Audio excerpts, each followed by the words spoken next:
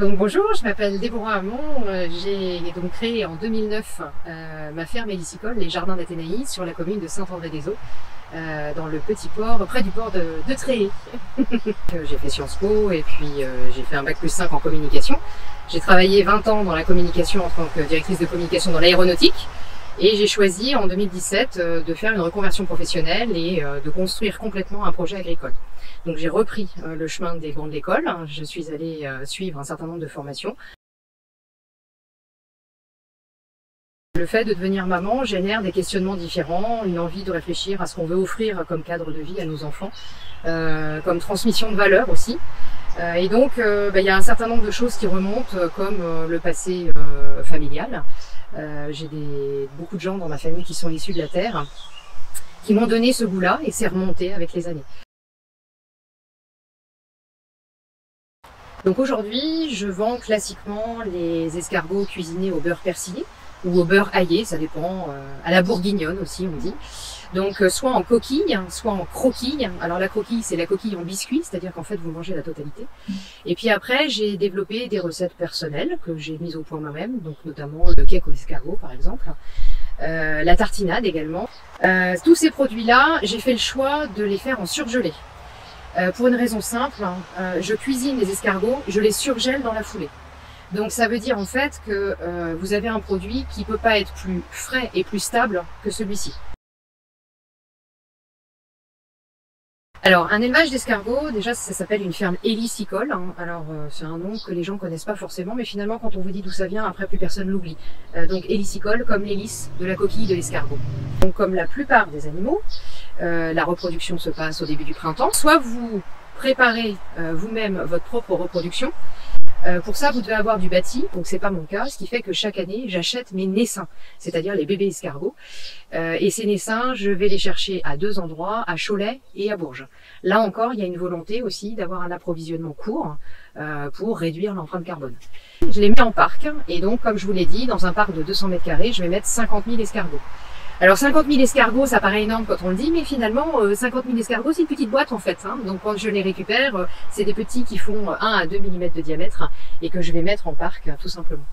Ensuite, il y a la période dite d'élevage qui va donc s'étendre du mois de mai jusqu'à fin août, début septembre. Donc là, en fait, le principe, c'est de fournir à l'animal ce dont il a besoin au moment où il en a besoin. Et puis, fin août, début septembre, on arrive à la période de ramassage. Donc les escargots doivent être bordés, c'est-à-dire que le bout de la coquille se termine par un renflement, ce qui veut dire que l'animal ne grandira plus. Il est arrivé à maturité. Et c'est à ce moment-là qu'on peut les ramasser. Donc évidemment, ils ne sont pas tous bordés au même moment, ce qui fait qu'à partir de fin août jusqu'à mi-octobre, voire fin octobre, on ramasse tous les jours. Avant les fêtes, il nous reste octobre-novembre, décembre, pour préparer les escargots. Donc là, il s'agit d'abattre et de cuisiner au maximum. Donc je délaisse un petit peu l'élevage pour aller vers le laboratoire.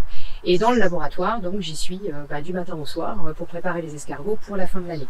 Il va arriver le mois de février, fin janvier, début février, et tout le mois de février où là, les liciculteurs peuvent se reposer un tout petit peu.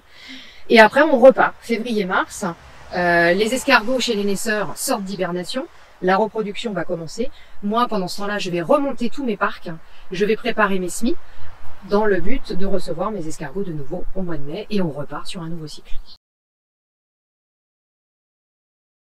Elle fonctionne avec mes animaux finalement. Donc mes petites chèvres, là aujourd'hui vous êtes là donc je le fais pas, mais quand j'arrive moi pour travailler l'après-midi, puisque pour l'instant j'ai encore un boulot tous les matins, donc quand j'arrive l'après-midi travailler à la ferme, je m'enferme à clé et j'ouvre les enclos de tout le monde. Donc tous les animaux sont sortis. Ok. Voilà, donc les poules elles grattent le sol, elles amendent le sol, mes chèvres elles jouent le rôle de tondeuse sur une ferme qui n'a pas d'électricité, mes abeilles elles pollinisent mes parcs, voilà, et ainsi de suite. Et donc tout ça, ça fonctionne ensemble, c'est un écosystème complet. Quand vous n'avez pas d'eau et d'électricité, quand vous n'avez pas les moyens technologiques que l'on connaît sur d'autres types de fermes, il faut fonctionner avec la nature. Alors, donc j'ai fait le choix d'élever du gros gris, tout simplement parce que les traditions culinaires font que dans la moitié nord de la France, on est plutôt sur le gros gris en beurre persillé, et dans le sud de la France, on est plutôt sur le petit gris avec des recettes à la catalane, à la bordelaise, donc plutôt cuisinées avec la coquille. Donc c'est un petit escargot cuisiné avec la coquille et plutôt dans des sauces revenues à la tomate ou au vin. Donc sur la moitié nord, on est plutôt sur le gros gris avec le beurre persillé. Donc pour moi, ce qui a été important, c'était déjà de travailler évidemment obligatoirement avec des matières premières exclusivement bio. Donc je suis certifiée bio. L'escargot, la première chose quand on les met en parc, ils sont tout petits, donc ils sont fragiles. Il pleut, ils peuvent se noyer dans une flaque. Il y a une canicule, il fait trop chaud, il sèche, il meurt. Après, vous avez la prédation, c'est-à-dire que l'escargot, s'il naît au printemps, c'est à peu près le cas de toutes les espèces quasiment dans la nature. Donc, qui dit naissance dit besoin en alimentaire et en énergie pour tous les animaux de la nature. Ce qui fait que on va avoir, par exemple, des petites grenouilles qui, elles, peuvent être même nées dans les parcs et qui ont besoin de manger pour pouvoir grandir. Donc, elles vont peut-être manger mes petits escargots. Si je ne me protège pas avec le filet anti-oiseau que vous avez ici, mon pire ennemi ici, c'est les grives. Si les grives ont accès à mes parcs, c'est un carnage.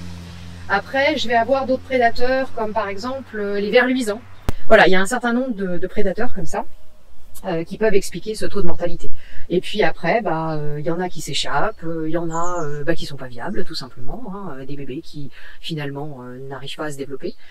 Voilà, c'est un petit peu tout ça mélangé qui fait que on a un taux de mortalité relativement important à la mise en parc.